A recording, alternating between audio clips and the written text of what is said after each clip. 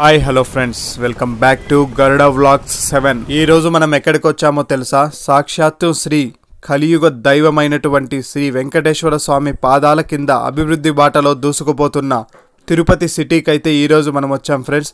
అలాగే ఈ రోజు మన వీడియో కంటెంట్ ఏంటో తెలుసా? ఈ వీడియోలో మనం తిరుపతిలో శేషాద్రి కొండ దిగువన ఉన్న శ్రీ కపిల తీర్థం గుడి గురించి అయితే వీడియో చేయబోతున్నాం. అలాగే రీసెంట్ గా విన్ అయినటువంటి తిరుపతి ఎమ్మెల్యే, జనసేన ఎమ్మెల్యే అయినటువంటి శ్రీ ఆరణి శ్రీనివాసులు గారి హోమ్ అండ్ ఆఫీస్ టూర్ని అయితే ఈ వీడియోలో నేను చూపించబోతున్నాను ఫ్రెండ్స్. మరెందుకు ఆలస్యం, వీడియోలోకి అయితే వెళ్ళిపోదాం. ముందుగా మనం కపిల తీర్థం జంక్షన్లో నుండి రైట్ తీసుకున్నట్లయితే కపిల తీర్థం లోపలికైతే వెళ్ళగా గుడిలోకి ఎంటర్ అవ్వగానే ఇక్కడ శ్రీ అభయహస్త ఆంజనేయ స్వామి గుడి అయితే దర్శనమిస్తుంది. ఇక్కడ దర్శనం చేసుకొని లోపలికి వెళ్ళంగానే ఇక్కడ కపిలేశ్వరుడు కామాక్షి సమేతంగా కొలువయ్యాడు. ఈ ఆలయం యొక్క చరిత్ర తీసుకున్నట్లయితే త్రేతాయుగంలో అగ్ని పూజించిన కారణంగా ఆగ్నేయ లింగమయి ఇప్పుడు కలియుగంలో కపిల గోవు పూజలు అందుకుంటోంది.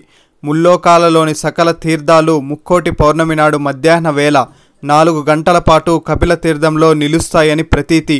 ఆ సమయంలో అక్కడ స్నానం చేసి నువ్వు గింజంత బంగారాన్ని దానం చేసినా అది మేరు పర్వత సమాన దానమని ఇక్కడ చరిత్ర చెప్తోంది. కపిల తీర్థంలో కపిలేశ్వర స్వామితో పాటు కాశీ విశ్వేశ్వరుడు, సహస్రలింగేశ్వరుడు, లక్ష్మీ నారాయణుడు, శ్రీకృష్ణుడు, అగస్తేశ్వరుడు, సుబ్రహ్మణ్యేశ్వరుడు కూడా ఉన్నారు. ఈ ఆలయంని ఆనుకొనున్న కొండలన్నీ శేషాచల కొండలు. ఈ కొండలలో కురిసిన వర్షపు నీరన్నీ కనిపిస్తున్న జరిమార్గాన కనిపిస్తున్న పుష్కరిణిలో పడతాయి. ఈ పుష్కరిణినే కపిల తీర్థ పుష్కరిణి అని అంటారు.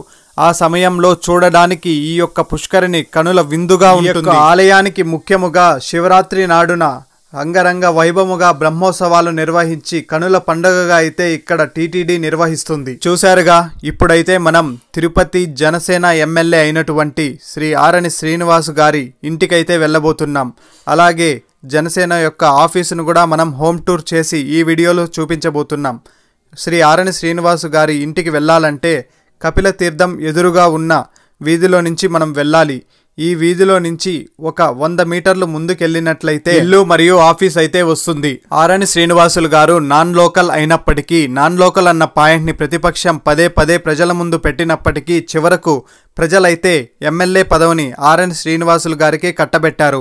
దీనికి గల కారణం ఈ వీడియో చూస్తున్న తిరుపతి వాళ్ళు ఎవరైనా ఉంటే కామెంట్ చేయండి. Anyways, congratulations to Janasena MLA Tirupati Arani Srinivasulu గారు. తిరుపతి సిటీ అన్నది ఒక మంచి ఎన్విరాన్మెంట్తో క్రియేట్ అయ్యి ఉంది. అంతేకాదు, ఇక్కడ 50% పై ఉన్న జనాభా అంతా తిరుమల కొండపై ఆధారపడి జీవనం సాగిస్తున్నారు. ఉద్యోగ అనేక ఉపాధులు ఇక్కడ పొందుతూ వాళ్ళ యొక్క జీవనం సాగిస్తున్నారు.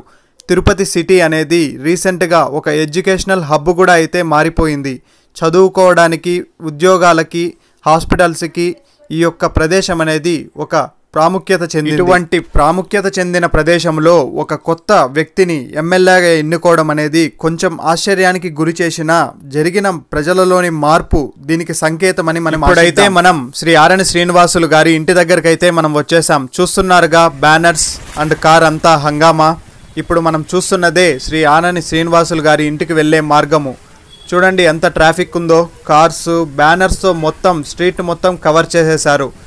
అయినా కొత్త ఎమ్మెల్యే అయినటువంటి జనసేన నుండి గెలవడం అనేది చాలా గొప్ప విషయమే. ఇప్పుడైతే మనం శ్రీ ఆరణి శ్రీనివాసులు గారి ఉన్నటువంటి ఇంటి ముందుకైతే వచ్చేసాం. ఇప్పుడు ఇంటి లోపలికి వెళ్ళి ఇల్లు ఎలా ఉంది, లోపల ఆఫీస్ ఎలా ఉంది, ఇక్కడ అందరినీ అలో చేస్తారా లేదా అన్న విషయాలైతే ఇప్పుడు ఈ వీడియోలో చూద్దాం. ఇప్పుడు మనం చూస్తున్నది ఆరణి శ్రీనివాసులు గారి ఇంటి ఫ్రంట్ వ్యూ ఫ్రెండ్స్. చూసారుగా, ఎటువంటి అంగు ఆర్భటాలు లేకుండా చాలా సింపుల్గా అయితే ఇల్లు ఉంది ఫ్రెండ్స్. ఇది ఒక ఇండివిజువల్ హౌస్ లాగుంది. ఈ యొక్క గ్రౌండ్ ఫ్లోర్లోనే పార్టీ ఆఫీస్ కూడా ఉంది ఫ్రెండ్స్. అంటే ఎమ్మెల్యే గారి పర్సనల్ ఆఫీస్ అన్నమాట.